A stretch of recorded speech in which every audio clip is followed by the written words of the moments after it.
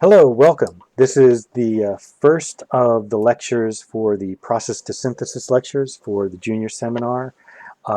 First thing I want to talk about before we get too far started is that this is Alex Stelios Wills talking, and I am doing these lectures, though, for the first time I'm doing them for someone else teaching the class. Professor Sean Dickey is teaching the junior seminar this semester, and I made a commitment to myself and to him that I would re-record all of the lectures that I mostly do in class. I'd re-record all of them so they'd all be online, and so that he didn't have to do that content and instead could just simply require students to watch this content, and then more of the class could be devoted to discussion. I think this is really going to be an excellent new version of the class this way, because this means there will be more time for Professor Dickey to handle questions about simple thing, well, not simple, but like more concrete things like documenting and photographing artwork, or things like how do I write my art proposal, or how do I get prepared for Saturday critique.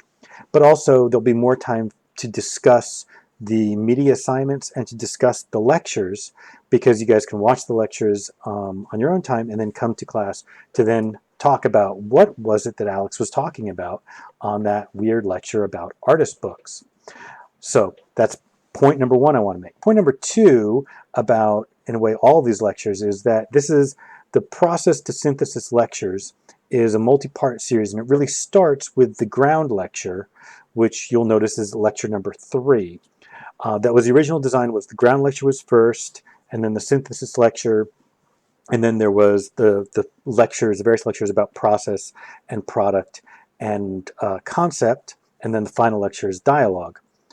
Well, after a couple of years of teaching this class, I realized that we needed some lectures before the ground lecture to cover some of the very pressing questions that students have at the very beginning of class. Students at the very beginning of class are very concerned as to what does my artist book look like, or what's the difference between an artist book and a process book and a sketch book? What should my artist book or my process book look like? And what should my process grid look like? And so I made these first 2 lectures to kind of answer those questions. Not so much to give a direct specific answer like it has to look exactly like this, because as any of you who know me know, the answer is complicated and there is no one answer. But instead to give you lots of examples to look at, to just kind of spur your mind as to what possible things you could do. So this lecture will begin first just talking about the history of artist books in the 20th century, then leading up to artists in the late 20th century making very kind of idiosyncratic and personal type artist books, and then the very, very contemporary trend of the modified book, artist book movement, and kind of ending with Brian Detmer. And then the next part of the lecture is talking about student artwork, where we look at a lot of student examples of artist books and process books. And then finally, we look at, we talk about specifically process books when it comes to designer process books. So maybe the first thing to cover, and I know we're still on the very first page, haven't even discussed the first page's content. The first thing to cover is what's the difference between a process book and a sketch book and an artist book. And the main thing about a process book compared to a sketch book is that sketchbooks tend to be focused mostly on observation, like drawing things that you see, whereas process books are much more about idea development. Although many of you probably find in your own sketchbooks that you combine those 2 things a lot already, and that is totally fine. Whereas an artist book is different from sketchbooks and process books, because an artist book can contain a lot of those things. It can have from observation drawing in it. It can have idea development, process work in it. But the other idea about an artist book is that it's about changing and modifying this book so that the book becomes a thing of art, a work of art in of itself. Okay, so now we can begin. 5 minutes already in. So the history of artist books in the 20th century really begins with groups of artists making artist books that are more like pamphlets and more like kind of manifestos, where they're making like the Blue Rider book, where it's a group of artists. Some of them are poets, as well as some of them are visual artists, and they're kind of like creating sort of a magazine of examples of both visual art and written work, but they're also using it as a way to exemplify their idea of where art is going. But we also, very at the beginning, have examples of more idiosyncratic personal works, something like this book by George Grosz, where he's making it's a personal political statement about what he sees wrong with politics of his time. We see this continuing.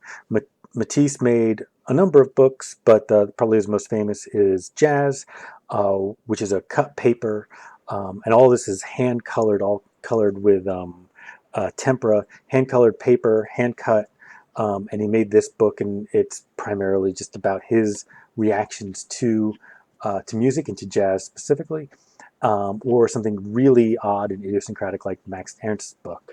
I'm not going to pronounce the French. But like I said before, a lot of the 20th century is dominated by these more kind of art group books that represent these more kind of almost like a manifesto approach to what an artist book is trying to communicate and what it's trying to do. And we see really good examples of this coming from Russian constructivism. Post-war, the history of artist books becomes a little bit different. We have someone like Dieter Roth, a German artist, who did all kinds of interesting, very personal and odd kinds of things with books. Some of his books are, I don't know if you can see my cursor, but some of his books are where they were actually printed. He took them to print shops, he designed them and had them printed. Some of them look very much like, they're very handmade, and they look very much like what a student artist book would look, but he was also very conceptual. He made some books like these where he took great works of German literature and he turned them into sausage. So he took all kinds of, like all the collected works of Goethe, and he ran them through a sausage machine in a sausage factory and had them encased in sausage casing, actual real, animals' intestines. So they are literally been turned into sausage. But like I said, a number of the things that Dieter Roth made look very much like what artist books, kind of free process, open process artist books that students today in any kind of art department might make. These kind of like painting into a book, pressing pages together, then ripping them apart and getting these kind of split image effects that you get from that, or cutting holes into books so that you see multiple layers out of any page, are common strategies that young artists discover for themselves, even if they've never heard of Dieter Roth. Whereas Ed Ruscha, something like about maybe 10 years later, kind of contemporary of Dieter Roth, was much more focused in the using printed books, where he would create, design, and then print in small publishers these kind of ideas of artist books. And he took a much more kind of conceptual approach. Those of you who've had photography and have done any kind of typology type assignment, you can kind of recognize this aesthetic of like taking an idea and then just documenting that idea over and over again. It really started with his 26 gasoline stations piece, where he photographed all the gasoline stations that were on the highway between Oklahoma and Los Angeles that he drove back and forth between where he worked as an artist and where his family lived. Some of these books, like from Fluxus from the later 60s, definitely kind of are going back to what I was talking about before, like with these Russian constructivisms. They're much more ideological, and they're about groups of artists coming together to represent their ideas about where art is going.